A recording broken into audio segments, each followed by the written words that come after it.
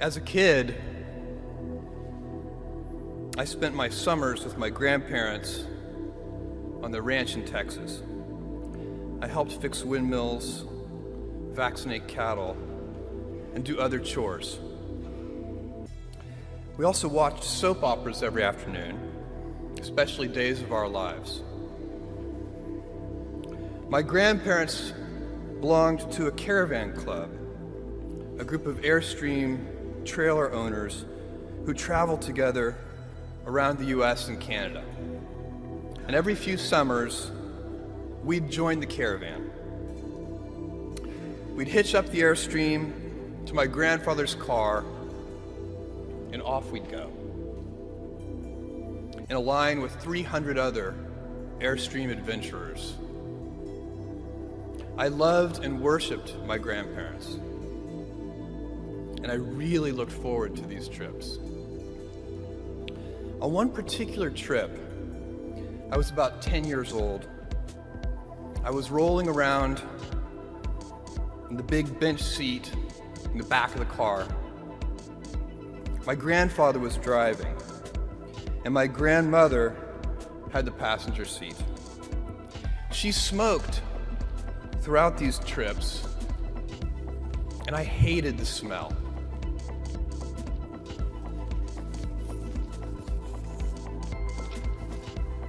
At that age, I'd take any excuse to make estimates and do minor arithmetic.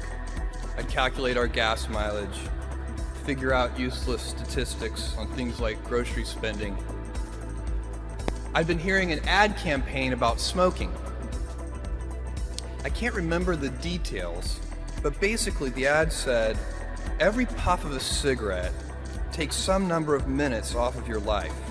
I think it might have been 2 minutes per puff. At any rate, I decided to do the math for my grandmother. I estimated the number of cigarettes per day, estimated the number of puffs per cigarette, and so on.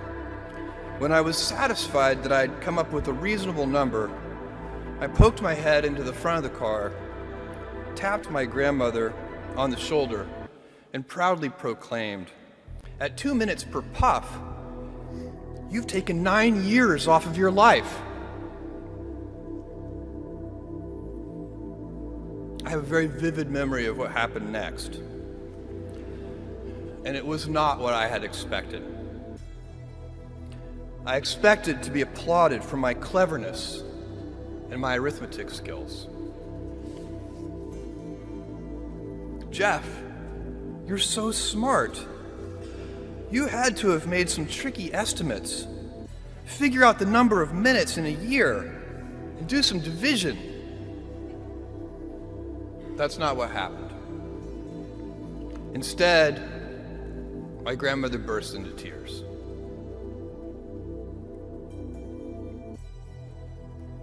I sat in the back seat, didn't know what to do, while my grandmother was crying. My grandfather, who'd been driving in silence, pulled over onto the shoulder of the highway.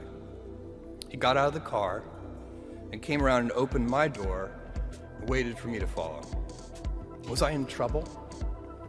My grandfather was a highly intelligent, quiet man. He had never said a harsh word to me, and maybe this was to be the first time. Or maybe he would ask that I get back in the car and apologize to my grandmother.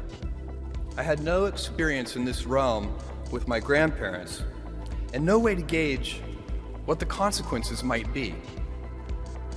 We stopped beside the trailer. My grandfather looked at me, and after a bit of silence, he gently and calmly said, "Jeff, one day you'll understand that it's harder to be kind than clever."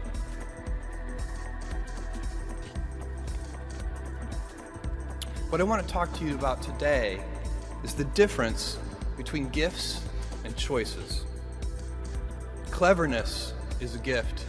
Kindness is a choice. Gifts are easy. They're given after all. Choices can be hard. You can seduce yourself with your gifts if you're not careful.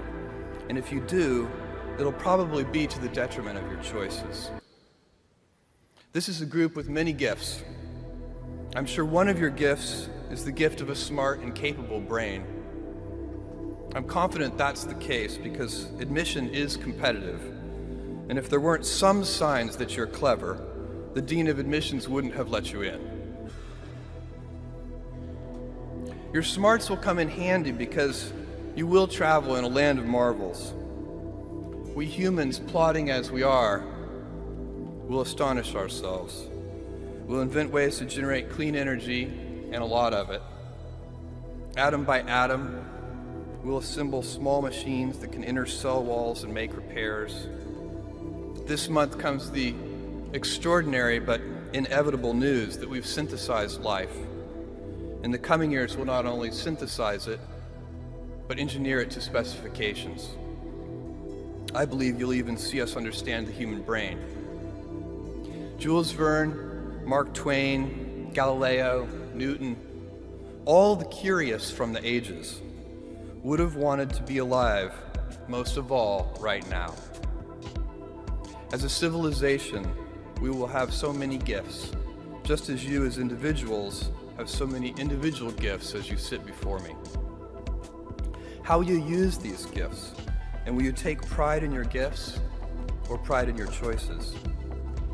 I got the idea to start Amazon 16 years ago. I came across the fact that web usage was growing at 2,300% per year. I had never seen or heard of anything that grew that fast.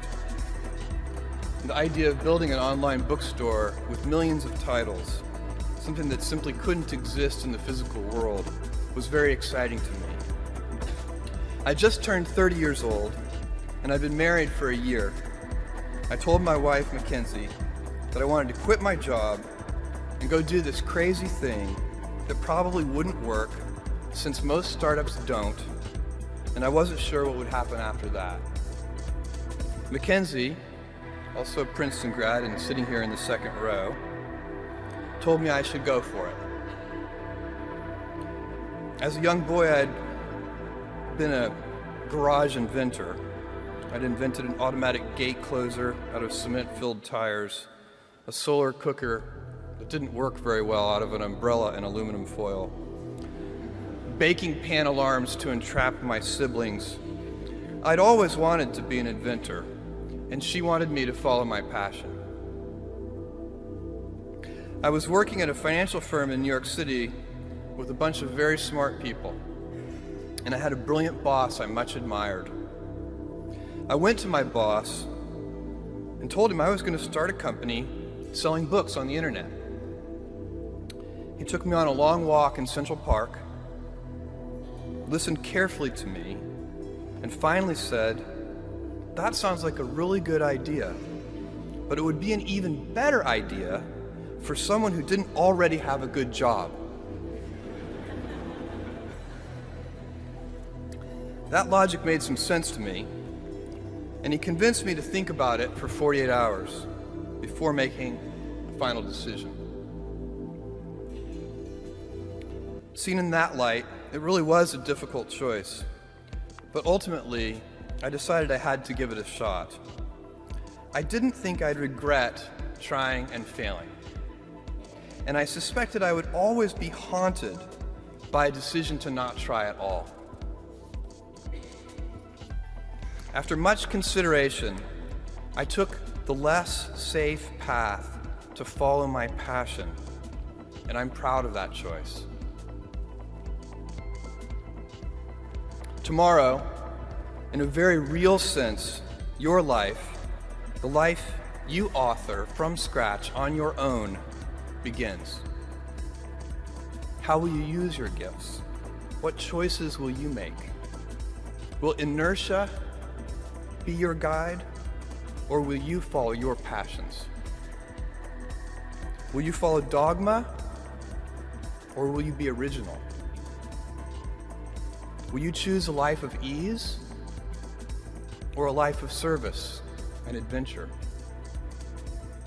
Will you wilt under criticism, or will you follow your convictions? Will you bluff it out when you're wrong, or will you apologize? Will you guard your heart against rejection, or will you act when you fall in love? Will you play it safe, or will you be a little bit swashbuckling? When it's tough, will you give up, or will you be relentless?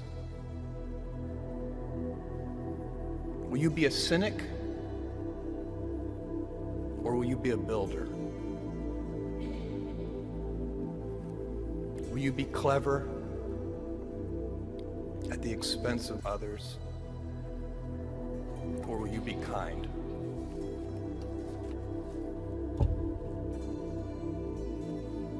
I will hazard a prediction.